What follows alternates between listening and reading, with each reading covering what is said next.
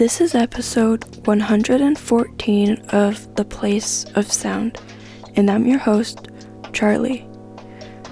For those who are listening for the first time, The Place of Sound is a show that explores the relationship between place and sound, focusing on how sound shapes the places we call home. Each episode features audio-based work created by students here at Carleton University.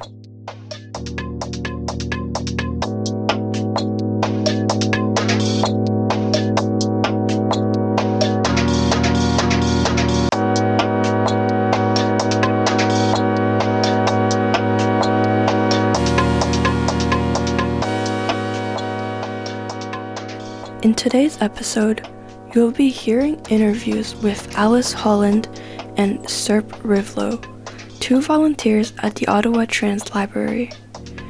I spoke with them in June about the library, the community it has created, and why spaces like it matter.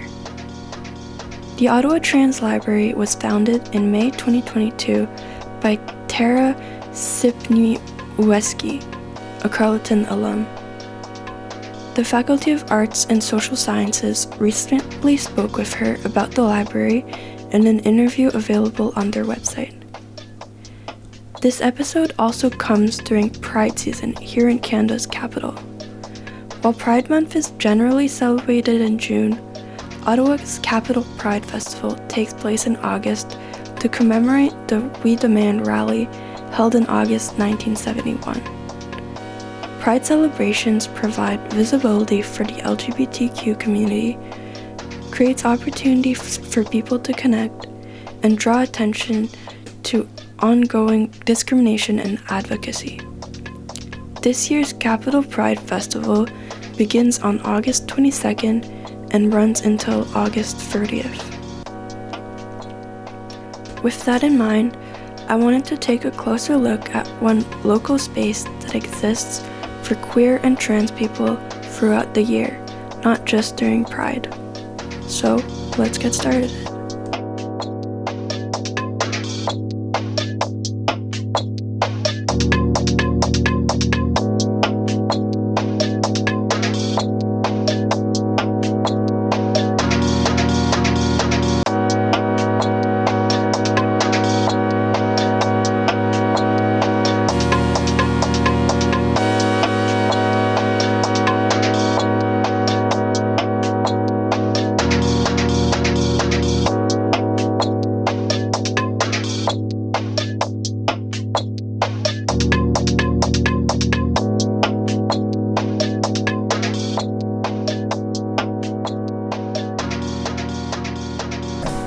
My name is Holland, she, her. I am a longtime volunteer at the library and recently elected to the board of directors. I'm the secretary of the board, and that's me. All right. Well, congrats on your promotion. How would you describe the Ottawa Trans Library to someone who's never been here? Well, we're a library and community space. So, like a library, we have a lot of resources, books, we have some movies, we have some music for people to enjoy here at the library or to check out like you would expect from a library. And we're a community space where people come and do all kinds of gatherings. We have a very popular board game night, we have a soup night, we have music creation, we have the music catalog, so we're building playlists, we have people interacting with the music and the resources.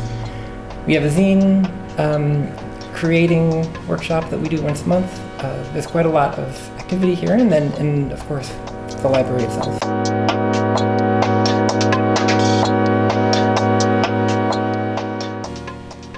When you hear the word library, the first thing that probably comes to mind is books. And the Ottawa Trans Library certainly has plenty of those. But as Alice described, there's so much more happening within the space. Someone might initially come because they want to borrow a book, but they could also come to make something, play a game, attend an event, meet other people, or simply have somewhere to spend some time.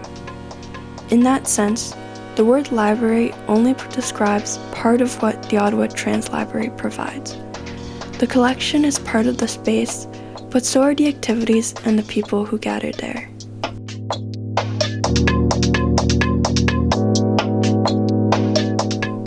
Serp Rivlow is another volunteer here at the Ottawa Trans Library and a member of its board of directors.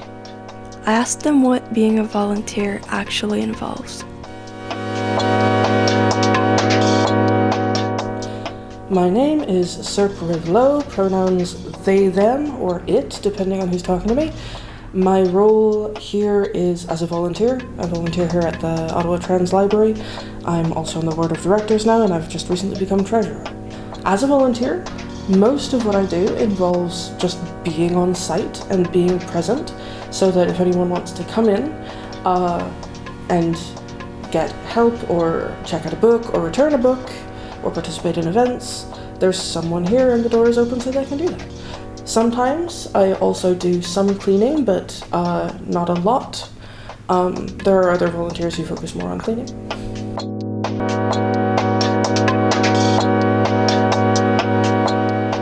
Of course, having books and activities available doesn't necessarily make a space somewhere people feel comfortable spending time.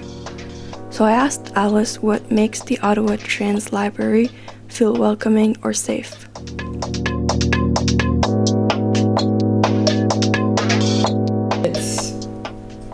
It's got this sort of quirky charm.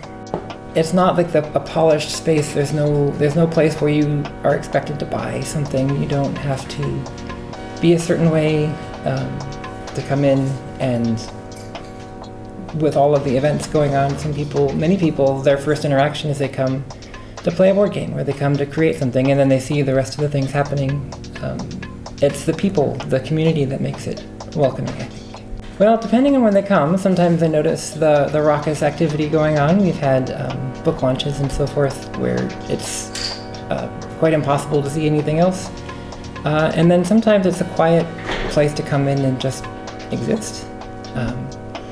And so we have art on the walls. That we've always had a big art presence. So you walk in, you see circulation desk. You usually will have a librarian sitting there. We have open tables at the front. We have art on the wall. And of course, we have all the books. It's just a lot going on, and we do our best to welcome people into the space.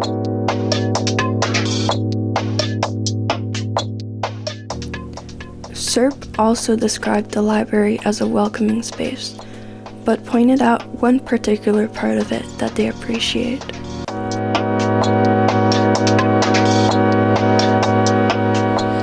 I really like the space. I think that it's a very welcoming space. It's a place where you can come in and just kind of be present. It's a good place to meet people. I really like that we've got sort of a cozy nook hidden around the corner where you can hide away and be kind of out of sight if you need some time to feel like you're out of the public eye. Well, in public.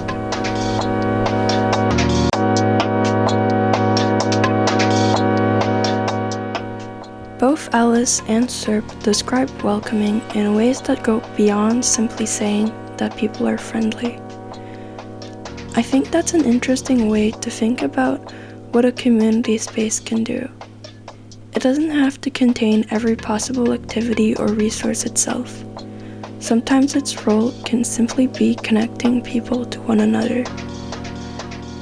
Someone might arrive knowing about one place, like the Ottawa Trans Library, and through conversations there, discover another group or activities that interest them. That new connection might lead somewhere else, and gradually, one community space becomes an entry point into a large network. That can be especially valuable when you don't already know where those communities are. Finding a list of organizations online isn't necessarily the same experience as having another person hear what you're interested in and say, "Oh, you might like this." So the connections being created at the library don't necessarily end at its doors. The space can help people discover places where they might feel welcome.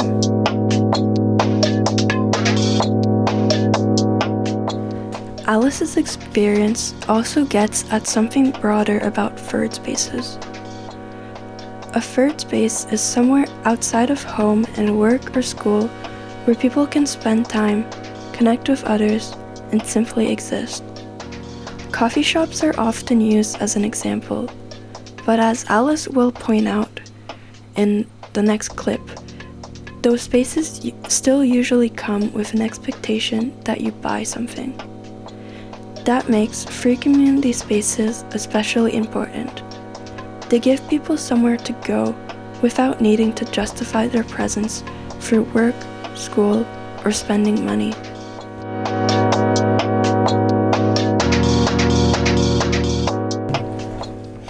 This is a place where people can build connections, and I think it's so hard to do with everything being online, with everything being a pay to participate.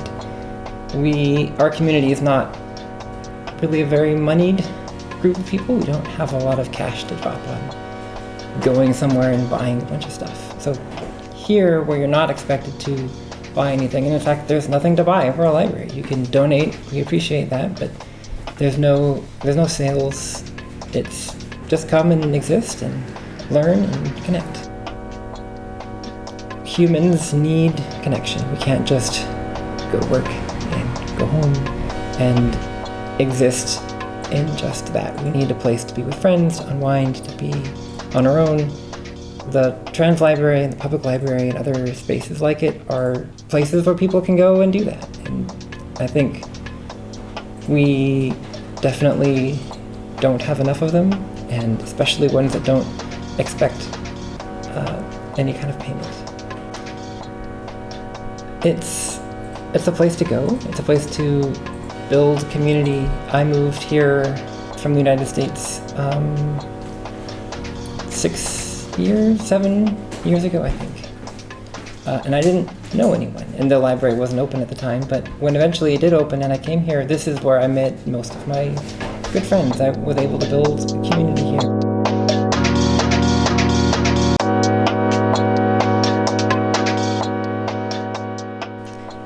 The connections people make at the library don't necessarily stay within the library itself. Serp first heard about the Ottawa Trans Library through another volunteer named Ashley, who described it as a community hub and an opportunity to get involved.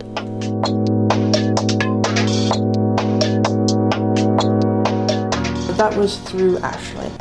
Ashley is a well-established volunteer here. I think she's been participating in some way or another with the Ottawa Trans Library for years, and she told me about it as a community hub, as a place to come and check out, and as an opportunity to get involved. So I did.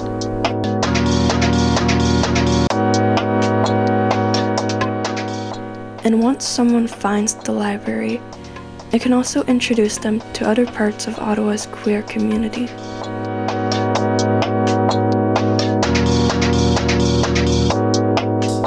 It's a place where you can come in and just kind of be present. It's a good place to meet people who are queer and who will welcome you as queer, or who will teach you about things and who know about various things in the community.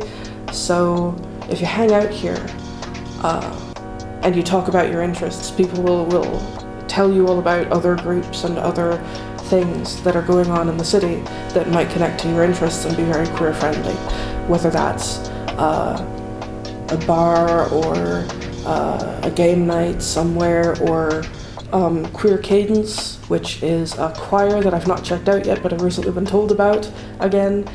So it's a great community hub, I think.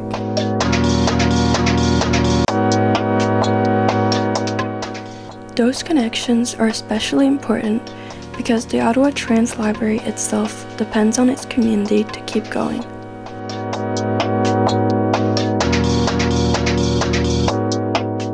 We're all volunteer run. We don't have any kind of regular government funding. We don't have city meddling, I guess I might say, but we don't have a budget except for what our patrons, what our members, what the community provides to us, both with time and resources. And we depend on the people, but the people also are our soul, and what makes us who we are, what makes us welcoming. So please come, be part of the community, engage, and make your life and other people's lives better.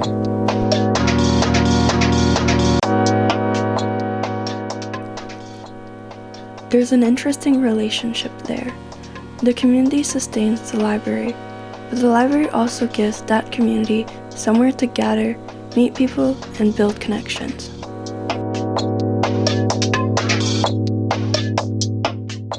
Before we finished our conversation, I asked Serp whether there was anything else they wanted people to know about the library. Come check out the OTL. Whether you are trans, non-binary, uncertain, or are definitely cis, but you might like to meet people or just read about us or just make connections, come by, join one of our events. We're not exclusive.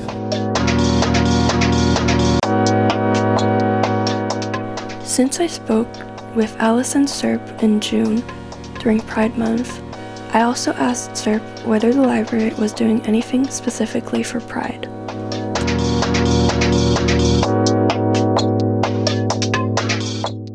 Something Serp said there really stood out to me. When I asked whether the Ottawa Trans Library had any events specifically for Pride, they pointed out that much of what the library might do for Pride is already happening throughout the rest of the year. Pride festivals can create opportunities for celebration, visibility, advocacy, and connection. But Pride only lasts for a limited amount of time. The need for community doesn't disappear when the festival ends. That's one reason permanent community spaces can be so valuable. Instead of bringing people together for a single event or particular month, they provide somewhere people can return to throughout the year. And that doesn't necessarily have to mean attending an organized event. One thing both Alice and Serp emphasized was the ability to simply be in the space. I think that's an interesting part of what community can look like. Connection doesn't always have to mean actively socializing. Sometimes it can simply mean having somewhere where you know you are welcome. And in that sense, a space like the Ottawa Trans Library complements events like Pride. Pride creates a highly visible moment for the community, while spaces like the library can provide opportunities for connection before, during, and after that moment has passed. I don't know whether we're doing anything like specifically for Pride Month. On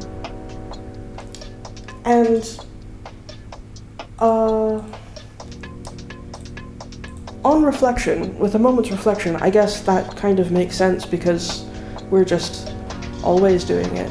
Anything that we would do for Pride, we're doing the rest of the year too, because identity and queerness and transness doesn't exist for only 1 month of the year.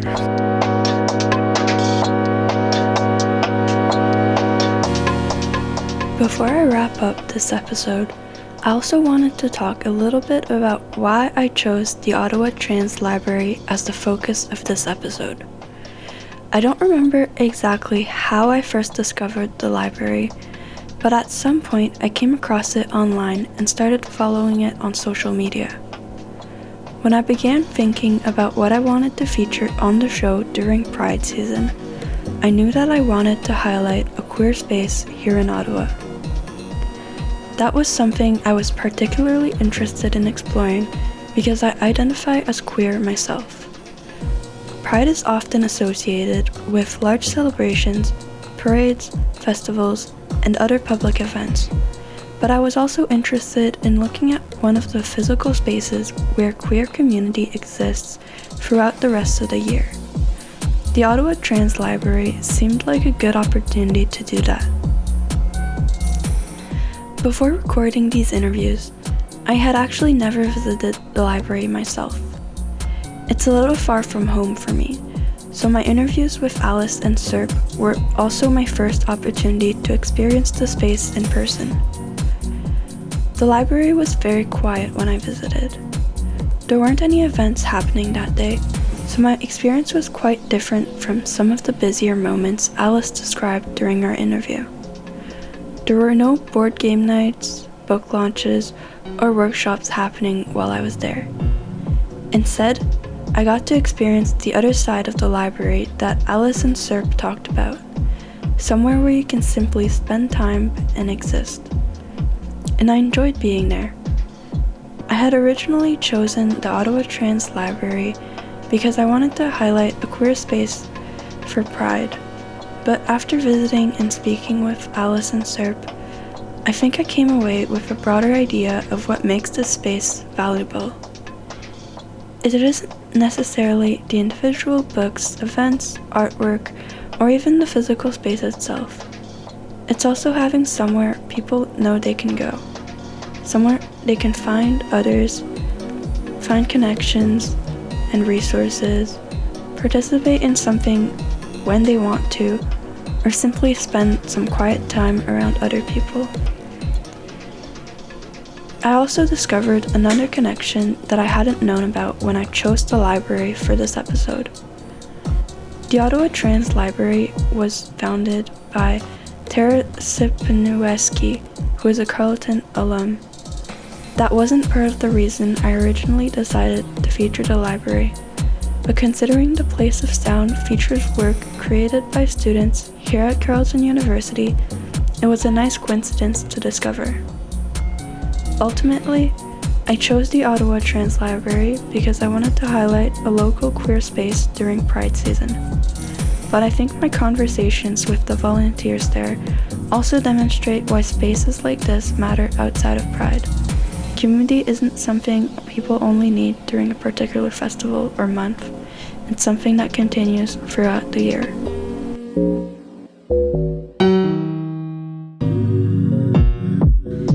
Thank you so much to Alice Holland and Serp Rivlow for taking the time to speak with me.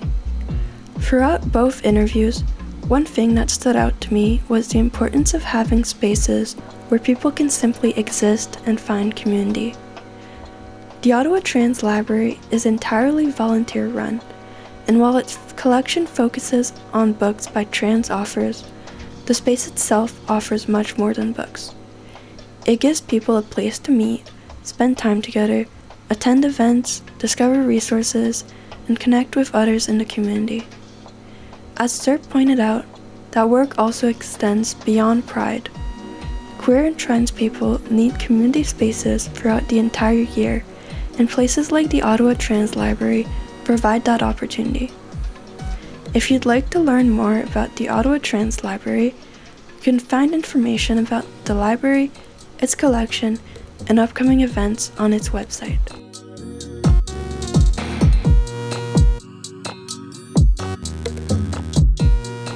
And lastly, I also wanted to give a quick preview of our next episode. The next episode of The Place of Sound will be my last before a new host takes over the show. Continuing with the theme of pride and queer community, I'll be speaking with a recent Carleton graduate who started a queer-owned dance company as part of a university assignment. What began as a school project has since grown beyond the classroom. Today, Manhattan McLennan continues to run affordable dance workshops throughout the year, creating opportunities for people to dance, connect, and build community. We'll talk about how the project got started, how it developed into what it is today, and what she hopes to create through her workshops. You can hear that conversation in 2 weeks in the next episode of The Place of Sound.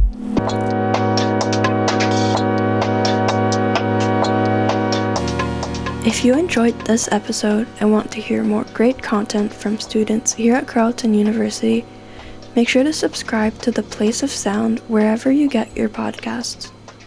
If you have audio-based work you want to hear featured on the show, or if you have any comments, questions, or suggestions, please reach out to us on Instagram at The Place of Sound or via email at theplaceofsound.social@gmail.com.